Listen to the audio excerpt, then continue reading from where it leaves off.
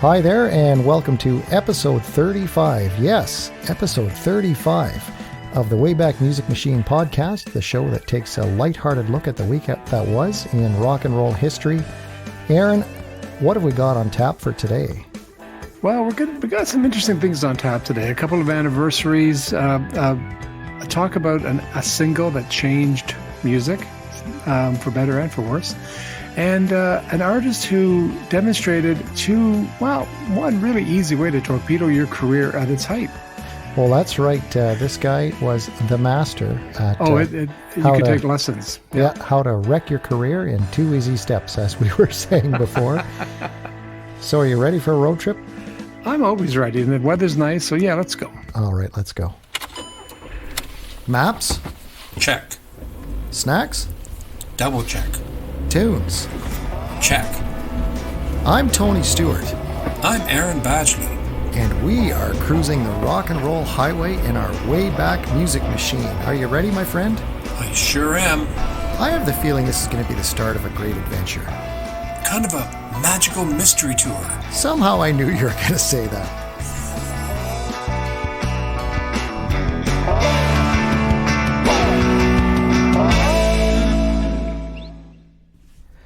So to kick off our road trip, we're going to go to December 12th, 1957 in Hernando, Mississippi. And Aaron, this is one of those stories that we just couldn't ignore. It was too great of a story to overlook, even though we've talked about it a little bit before on this show. You know, you can never say enough about this. Yeah, so let's go pay a visit to our good friend, Jerry Lee Lewis.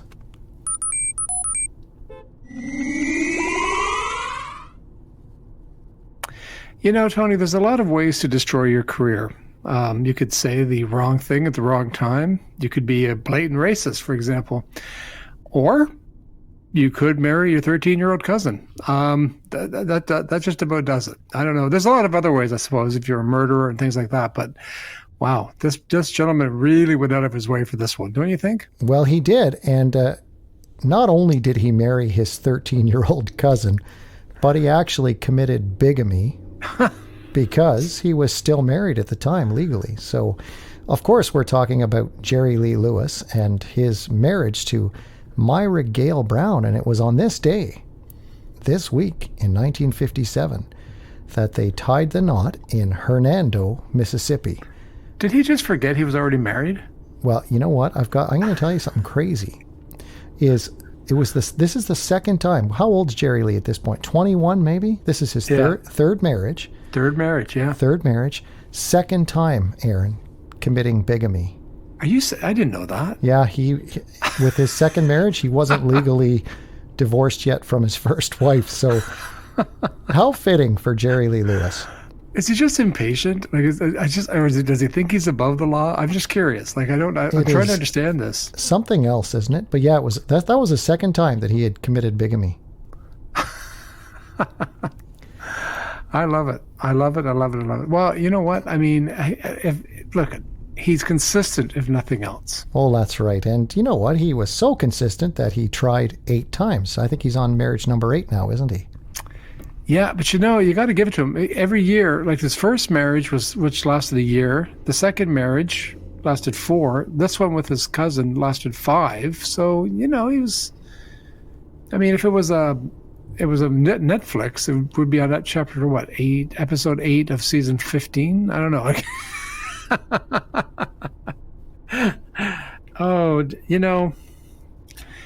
Tony, if you look at what's happening to his career up to this point, right? He has 3 top 10 singles up to February of 1958. We're talking about classics. Great Balls of Fire makes it to number 2. Whole Lot of Shaking Going On is makes it number 3. Breathless, number 7. And then guess what, Tony? After this whole schlemazel comes out, he's not charting that high anymore, Well, no.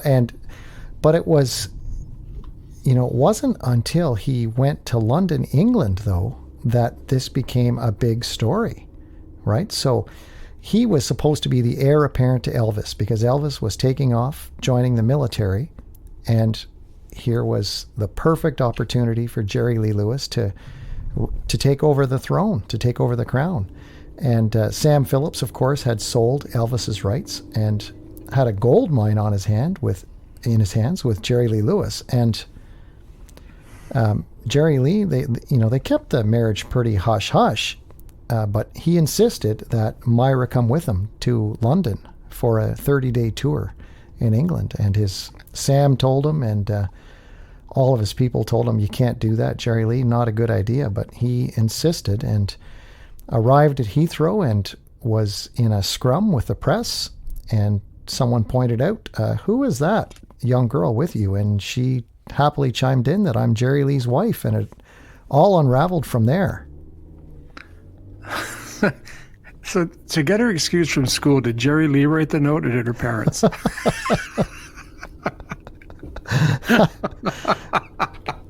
It is just open season on this topic, isn't it?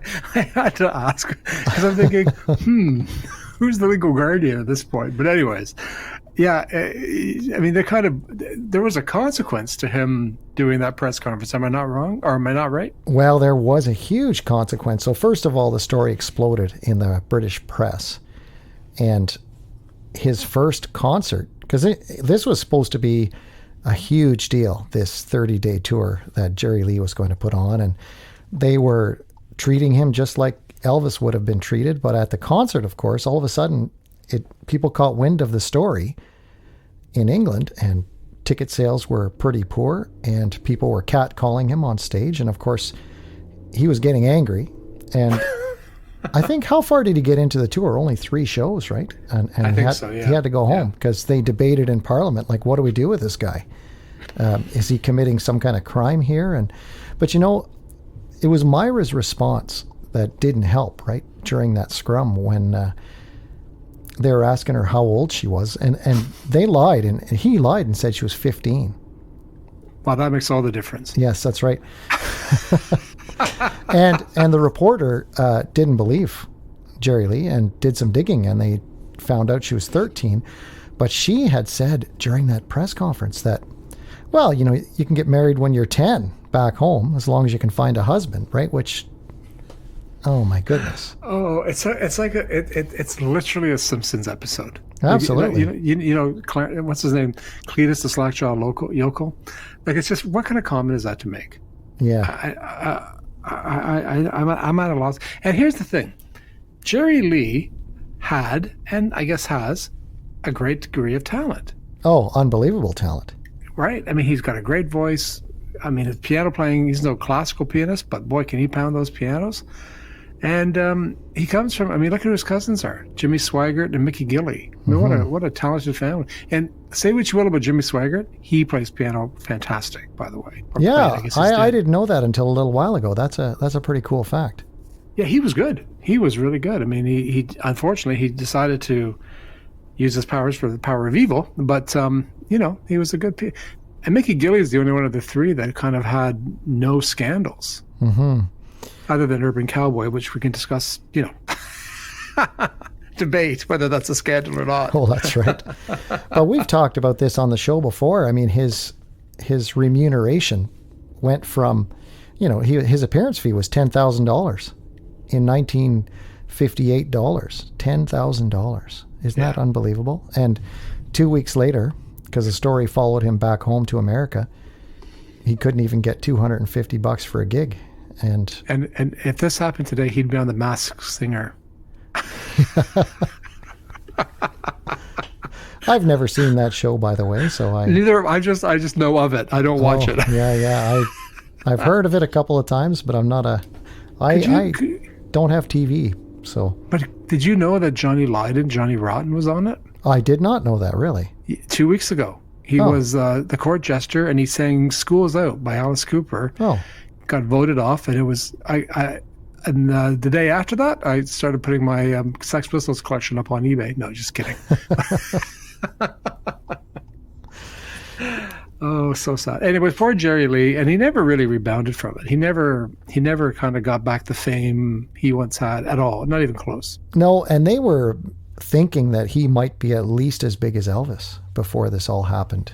That was the thinking, and it just totally derailed his career, and he had a little brief bit of success on the country charts in the 60s, but certainly nothing compared to what he was doing in the 1950s.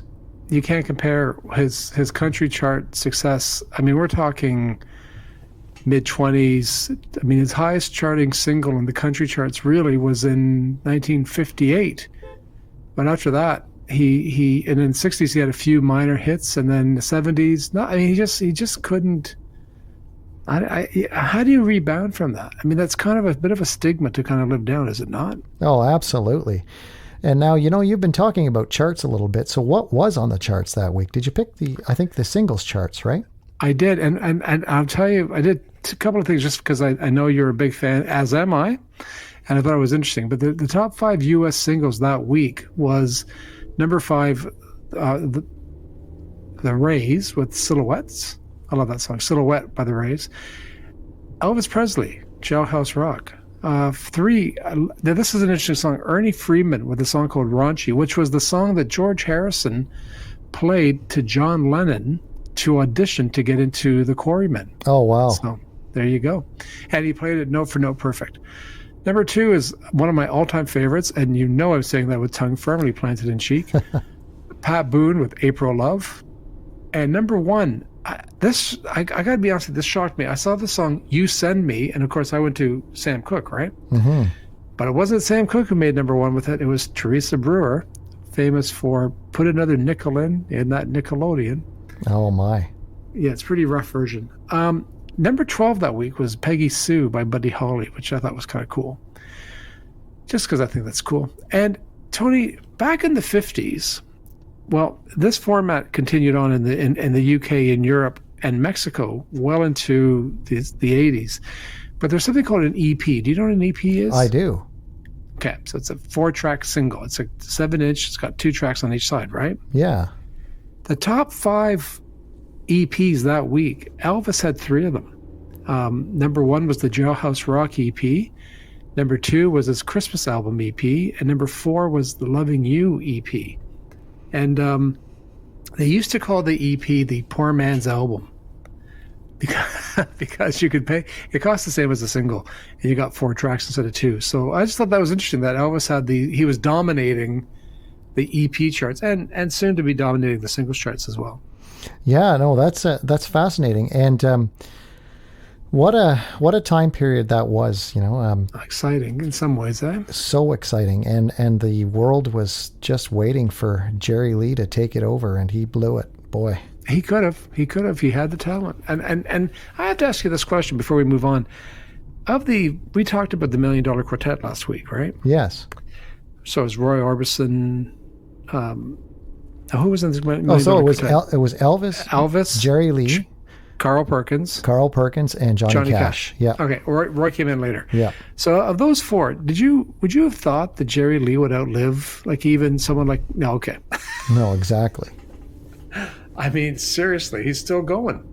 Yeah, it's pretty amazing. And he was supposed to release an album right before COVID came out. So I wonder what came of that. I'm sure it'll come out once COVID, because I think he'd want to promote it. But he put an album out a couple of years ago and had Ringo sing a song with him on it, which I own. It's called Last Man Standing. Not bad album, but odd, but not bad. So are you ready to go to our next destination? We're going to be talking about pre-rock and roll here. We're going to be talking about 2 famous musicians who died on the same day, 1 year apart. Pretty interesting story for both. So are you ready to do this? I am so ready, yes. All right, let's go.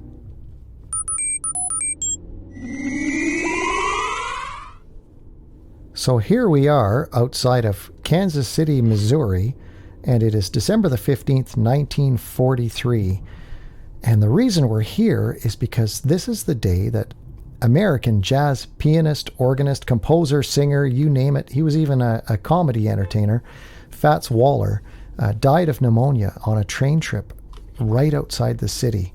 But Fats Waller was an enormous figure in music before the rock and roll era. And I mean, I've played a ton of his songs, but songs like Ain't Misbehavin', Your Feet's Too Big. Do you know that song? Yeah, do you know who covered Your Feet's Too Big? Who? The Beatles. Oh, did they? They did, yeah. Yeah, good version of it. And then the Reefer song, we've talked about that on this show before, but he was an interesting guy. And so this was the day that Fats Waller passed away in 1943. And interesting history behind him, too. He was kidnapped at gunpoint in Chicago and driven to a club owned by Al Capone. And they ordered him to perform, didn't they? And it was a surprise birthday party for Capone. So that is a great story. Hey, listen, Capone's people loved him. Can you imagine, though, just kidnapping him and saying, okay, you're playing, you know? And here's the question. What if he said no? Exactly. Well, I think they made him an offer he couldn't refuse, right?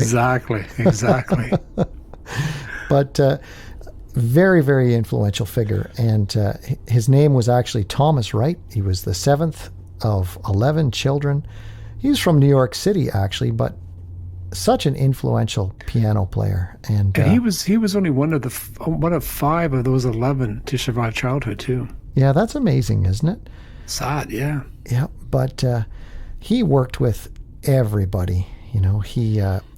And like I said, Rick and I perform quite a few Fats Waller tunes. I really enjoy his stuff, but the Reefer song is got to be, you know, one of the funniest tunes ever. His version, he didn't write it, but his version of it is absolutely hilarious. And it was actually banned in England. What a shock! What a shock! BBC banning something? Oh my gosh. He was also, he started playing when he was 6 years old, Tony, playing the piano. And then 4 years later, so he's 10 now, he's playing organ at his father's church, 10 years old, like Billy Preston, kind of the same thing. But what's interesting about Fats Waller is in 1938, he was one of the first African Americans to purchase a home in a section of St. Albans, Queens in New York City. And it was a community with a racially restrictive, you know, it was no blacks allowed, but he bought a house. And after he bought his house, and there was litigation in courts and all that, others followed, such as Count Basie, Lena Horne, Ella Fitzgerald, Milt Hinton. I mean, can you imagine? He broke down that barrier in a section of New York, which is now, you know, very diversified. But that's pretty amazing, isn't it? It is amazing. Yeah, the redlining that went on, right, was terrible. Yeah, terrible. But thankfully, he had the star power to do it, and he did. Now, I have a feeling, because we're 1943, that our friend Bing Crosby is going to be on the charts. You know, I love Bing. But what's interesting, I thought, is that, you know, we talk about these days, you know, Drake having 3 in the top 10 or so-and-so having 3 in the top 10. Bing Crosby had 3 in the top 5. And he was only bested by a group from Liverpool who had 5 of the top 5. And that happened 20 years later. Mm-hmm. But number 5 was Bing Crosby, Sunday, Monday, or Always, which I love that song. Yeah, that is a fantastic. Well, I mean, what song of Bing's isn't fantastic, to be honest? It's classic. Glenn Gray with My Heart Tells Me was at number 4. Bing Crosby, People Will Say We're in Love. And I love this song. Number 2, Bing Crosby and the Andrews Sisters with Pistol Packin' Mama. Do you remember when we talked about the Andrews Sisters? I had no idea their catalog was so big. Huge. They were the biggest selling female band of all time until probably the 90s. Yeah, that is unbelievable, right? Because you just remember them from their wartime stuff. Oh, no, it's funny because I was listening to a radio station last night here in Toronto called AM 740, and they played Andrews Sisters, and they played about 3 songs. They said all 3 of these made number 1. It's like, whoa. You know what I mean? And none of them were Christmas songs or just songs, right? And number 1 was the Mills Brothers with a song called Paper Doll. Yeah, you know what? That's a great song. Well, and you know who pushed the Mills Brothers was Bing Crosby. He used to have them on his show, and he was a big fan. I'm not saying they made number 1 because of Bing, folks, but there is a connection. And I just recently bought a 2 CD set of Mills Brothers' greatest hits, and boy, oh boy, Tony, there's some great stuff on there. Yeah, no, talented guys for sure. Yeah. Now, if we jump ahead 1 year exactly, another big death in the music business, Glenn Miller. And this was a a little more publicized, but Glenn Miller was killed when his aircraft disappeared in bad weather. He was flying over the English Channel, and he was traveling to entertain U.S. troops in France during World War II. But Miller was huge during wartime. You know, one of the biggest recording artists of the 40s, right? 23 number one hits. Unbelievable. But Midnight's, Moonlight Serenade, In the Mood, Pennsylvania 65000, Chattanooga Choo Choo, all these great songs. But they never found him. I don't think they ever have they? Well, what's interesting, no, they haven't. And what was interesting was that nothing was announced. The only way it came out, his disappearance wasn't publicized until Christmas Eve, 1944, which was a couple of weeks later, when the Associated Press announced Miller would not be conducting the scheduled BBC broadcast, but someone else was, a guy named Technical Sergeant Jerry Gray. So, well, where's Glenn? Oh, yeah, well, he disappeared. Oh, okay. Like, yeah, that's amazing, right? That they were able to keep that under wraps. So what's today? This happened on the 15th of December. Yeah. So they, my goodness, like 9 days. 9 days. They kept it under wrapped. And no one knew. No, more than that. It's the 13th. Oh, my goodness. That's so nuts. It's just incredible that no one knew. It was just one of those things. And we're not, it would be, well, I was going to say it'd be like if Drake disappeared, but I mean, he does disappear. But I mean, I'm talking like he just was gone and no one, but anyways, he was massively huge. And did I ever tell you because you mentioned this on Chattanooga Choo Choo, did I ever tell you the Roy Rogers, Dale Evans joke? No, what's that? So Roy Rogers and Dale Evans go out camping one night, and Dale Evans bought these brand new shoes, and she put them outside the tent for the night. And when she wakes up in the morning, they're just chewed to hell. They're gone. They're just destroyed. So Roy, and he's very brave. He goes out, he looks for the animal that ate up the shoes. It turned out to be a cougar. So he shot the cougar, and he's bringing it back on trigger. And Dale comes out of the tent and says, "Pardon me, Roy, is that the cat who chewed my new shoes?" Oh, my gosh. I love wordplay, by the way. So yeah, I know. I thought you'd like that, Tony. Yeah, no, that's pretty good. Pretty good. Well done. Thank you. So anyway. We're 1 year ahead. The charts would have been pretty similar, I imagine. But what was on there? Actually, they're very different. Oh, yeah? One band is back. That's the Mills Brothers. They're at number 5 with "You Always Hurt the One You Love." The Pied Pipers at number 4 with the Trolley Song. Number 3 was Russ Morgan, "Dance with a Dolly." I thought Dolly Parton wasn't born yet. Dinah Shore was at number 2 with "I'll Walk Alone." Oh, wow, yep. I didn't even know Dinah Shore was a singer until I was in my teens. I just thought she was a TV talk show host when I was a kid. And number 1, the Ink Spots with Ella Fitzgerald, a song that I forgot about and then I listened to last night because I remember how good it is. "Into Each Life a Little Rain Must Fall." Oh, wow. Well, Ella Fitzgerald, what a voice, eh? Yeah, but with the Ink Spots, man, oh man, that's fantastic. Well, check it out on the Spotify playlist. Yeah, she's got quite a few little pop collaborations. Wasn't she the first jazz artist to cover the Beatles as well? She was good. Hey, that was good, Tony. Wow. I submit to you. That was yeah, she was. She was. Well, with her covering the Beatles, she kind of legitimized them with the older crowd. Well, absolutely. And you know the story. I don't know the complete details, but I remember hearing about it. You know the connection between Ella Fitzgerald and Marilyn Monroe? Vaguely, that Marilyn insisted. Now I'm trying to remember the exact story, but Ella was playing at a segregated club, and Marilyn said she would show up if they would give Ella the prime spot, and wouldn't treat her like they treated most black artists at the time. And they caved in, and Marilyn came every night and sat there, and Ella said she owed her career to Marilyn Monroe just because of that gesture. So that's pretty amazing. That's very cool is what it is. That's very cool for Marilyn, yeah. I didn't know that. I mean, I knew bits of that, yeah. Yeah, I don't know the exact whole story, but it just came to my mind. I'm going to have to look that up. There's a famous photo, though, of the two of them sitting there together. And Marilyn Monroe, I just listened to a podcast about her, a far more complicated person than most people give her credit for. 100%. 100%. And she was actually a very bright woman. Yeah, incredibly bright. Good writer, very, very insightful. Just played that dumb blonde to a T, and people associated that with her, but it was not that way at all. Well, she played it too well. Yeah, exactly. She was that good of an actress. I mean, that's the sad part of it, yeah. And let's not even talk about the Kennedy stuff, right? No, exactly. So we're going to stay on December 15th, but we're going to jump ahead to 1984 So 40 years. Yep, to one of the biggest Christmas songs ever. A huge, huge collaboration. So shall we go to the UK, December 15th, 1984? Absolutely, I'd love to. Hey, maybe we'll get to have tea with the Queen if we're lucky.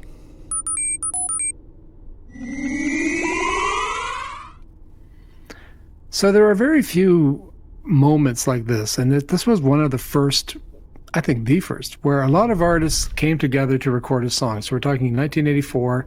Of course, we're talking about "Do They Know It's Christmas" by Band Aid. There had been concerts, Concert for Bangladesh and such, where a lot of artists came together to perform for charity.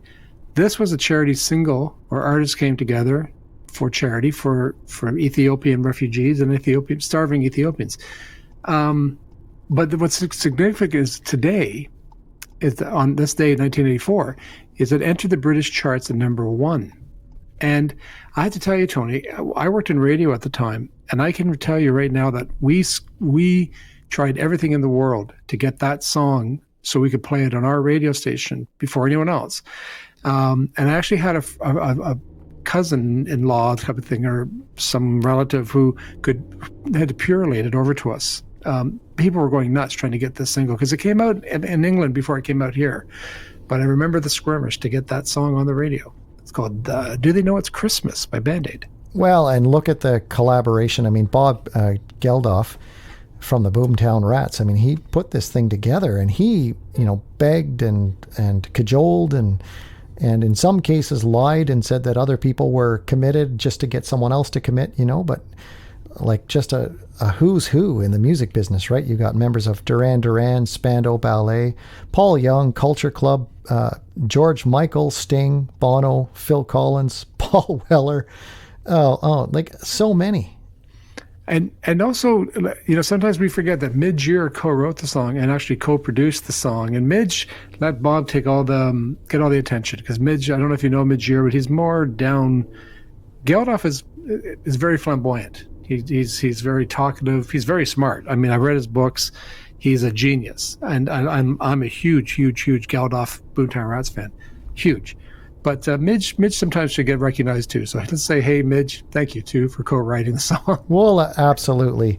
And I think, if, it was probably a good decision for him to defer to Geldof for this, because like you say, Bob was such a good spokesperson and brought it right into the public's consciousness. And man, I do remember that song exploded when it came out.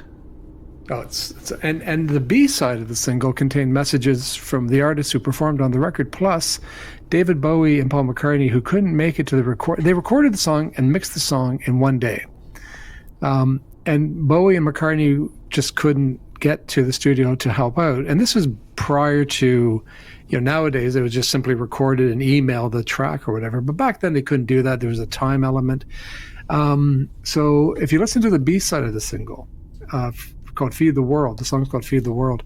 There's a really beautiful message from Bowie and McCartney. So it's quite good. Yeah, and it inspired a couple of other songs just like it, right? The American one, We Are the World, and then Tears Are Not Enough, the Canadian one, which again had a big who's who singing that. I still remember Gordon Lightfoot coming right in near the beginning there. I thought that was pretty cool. Neil Young wrote that one, right? I think it was Neil Young, yeah. Yeah. There was the big flap over that. Do you remember there was a big flap over Tears Are Not Enough because they used a sampled French horn sound as opposed to getting a French horn player, and the union was just up in arms, and it was a big deal. I do remember that very, very clearly. Only in Canada. Exactly. Because there's Phil Collins does the drumming on the single, but there's a lot of synthetic drums as well. Who cares? It's a great song. Do They Know It's Christmas? It's classic, right? But yeah, for sure. And this song, but the British one shot right away to the top of the charts. And I'm just looking at the stats here now, right? I mean, 3.8 million copies in the UK, 12 million worldwide, raised 28 million, the equivalent of $28 million. Amazing. But in some people think the song hasn't aged well, and that's kind of what we're talking about here, aren't we? Is has this song aged well or not? The lyrics, some people take a little bit of exception with the lyrics to the song. Do they? What part of the song, Tony? Well, they're saying, the whole idea that, do they know it's Christmas? Like almost the white savior complex thing going on.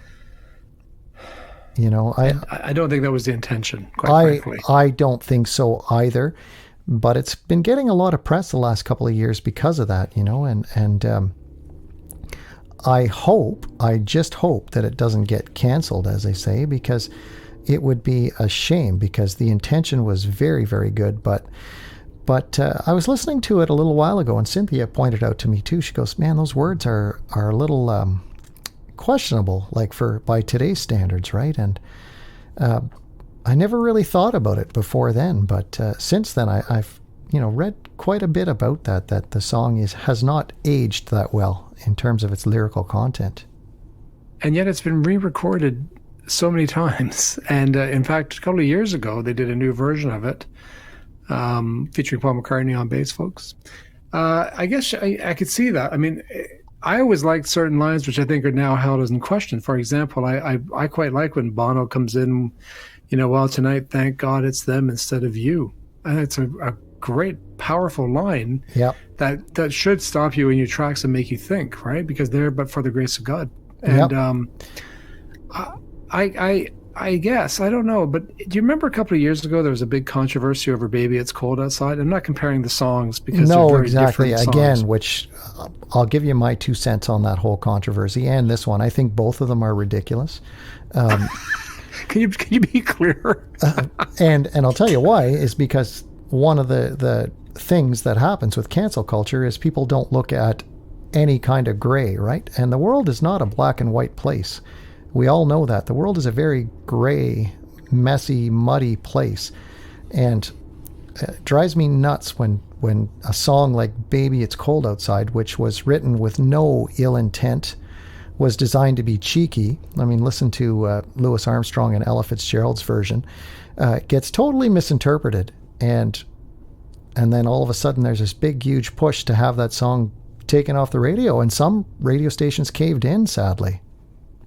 Yeah, but CBC caved in, but then they put it back on. Yep. So it's still, I mean, I heard it last night on the station here that's playing Christmas music. I agree, Tony, and I think sometimes we forget context. We need to put context back into place. And I think with Do They Know It's Christmas, Geldof was trying to get a point across, and he did it in his own language, which is how, I'm sure people probably have difficulty with I Don't Like Mondays, which is about a girl that goes into a school and shoots it up. I'm sure there's an issue with that song these days too, right? Because, and when she was asked why she did it was because I don't like Mondays. So yeah, I agree. I still love the song. I think it's one of the songs. I know what Cynthia's saying. Andrew says the same thing, and sometimes there's some lyrics that are a bit, you kind of wince.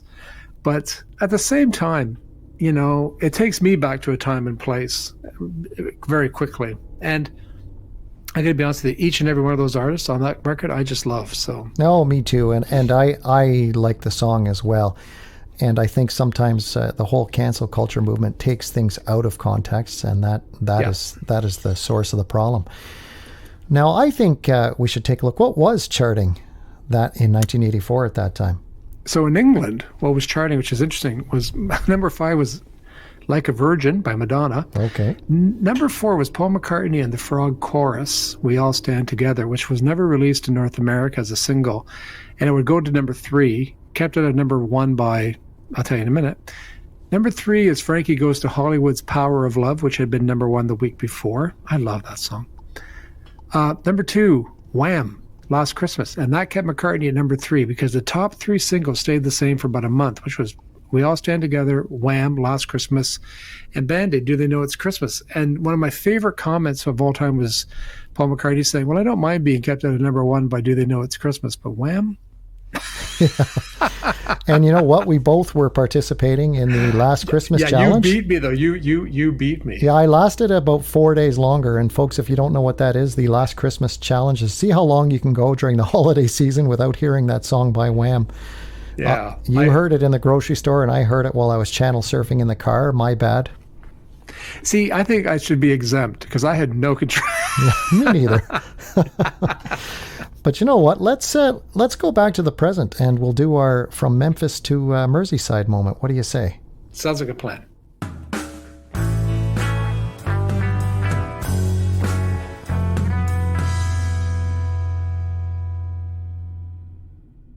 So here we are back in 2021, and I always love talking about this segment, and I think we've got a Beatles connection today, don't we? Yeah, we did Elvis last week, and I think, we talked about Elvis earlier, but we're going to talk a bit about the Beatles, right? So what happened, Tony, is in 1961, the Beatles performed at the Cavern Club, which is nothing unusual because they performed there 296 times in Liverpool, and they played 2 shows, one at lunch, which they always did, and then one at night. But Decca Records had sent a guy named Mike Smith to watch the show and think about offering the Beatles a recording contract. But what he did do was he offered them a chance for an audition, which they went on New Year's Day in 1962, and auditioned for Decca Records. And the famous quotations that they got turned down, and they said to the Beatles manager, guitar bands are on their way out. Yeah, what do they call that? The biggest mistake in music history, right? One up. It's up there. But so the Beatles kind of did an unofficial audition for Decca Records. Pete Best was drumming at the time. There's no recordings of the show, unfortunately. There's some recordings of the Beatles in the Cavern, which is quite interesting, but not many. Believe it or not, after all the amount of times they played there, not many recordings. No, they're hard to find. Yeah. Well, I was talking to someone about this the other day. We were talking about how there's no film footage, really, of a lot of tours in the 70s of bands like Bowie or McCartney, because people didn't have phones. No, that's right. And video cameras were so expensive. Right. Yeah. That's that. Can you believe this was episode 35? Where has the time gone, my friend? I don't know, and I'm ready for another 35 times 3. Oh, me too. At least. Absolutely. But we've got something special next week. I know we both love Christmas, so we're going to be doing a special Christmas episode. We can't really say more than that, can we? No, we have to listen. It's like a Christmas cracker. You have to open it to see what's inside. Well, that's right. And it'll be worth it. It'll be worth it, I promise. Yeah, there won't be any bad jokes in there, I promise. So, folks, thanks for allowing us into your headphones once again. And Aaron, we're pulling up to your place, so I'll drop you off here and do the 4-hour drive back to Ottawa. I appreciate it. I do.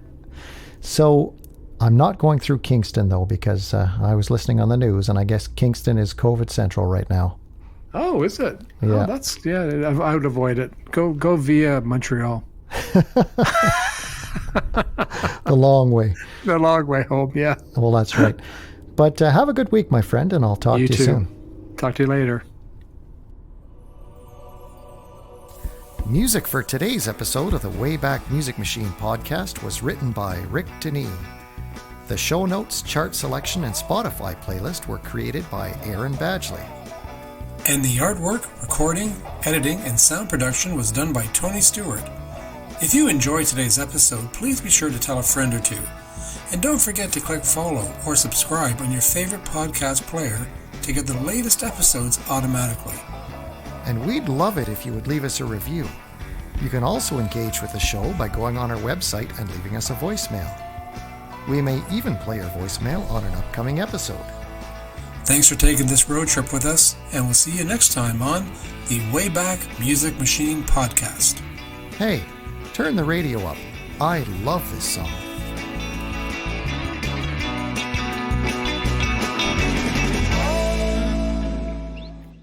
The Wayback Music Machine podcast is a Stewie Tunes production.